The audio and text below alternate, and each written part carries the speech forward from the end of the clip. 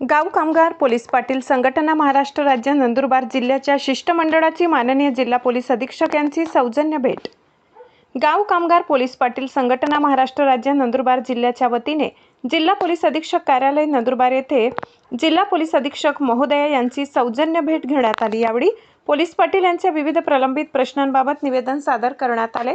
निवेदनामध्ये जिल्ह्यातील सर्व पोलीस पाटील यांच्यासाठी नियमित कार्यशाळांचे आयोजन करणे, शासनाच्या विविध योजना व कायद्यातील बदलांची माहिती देणे, तसेच शासकीय कामकाजासाठी होणाऱ्या प्रवासाचा प्रवास भत्ता मंजूर करण्याची मागणी करण्यात आली। जिल्हा पोलीस अधीक्षक महोदया यांनी निवेदनातील मागण्यांची सकारात्मक दखल घेत संबंधित विषयावर आवश्यक कार्यवाही करण्याचे आश्वासन दिले आणि थोड्याच दिवसात कार्यशाळेच्या आयोजनासाठी DSBला निर्देश दिले।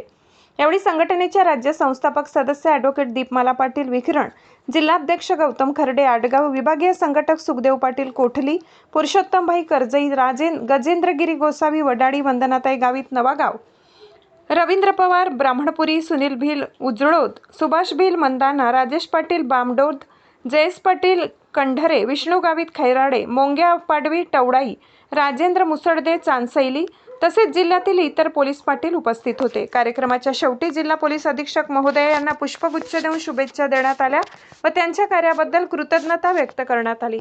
आशापुरी न्यूजसाठी मुख्य संपादक लाला चव्हाण यांचा ग्राउंड रिपोर्ट।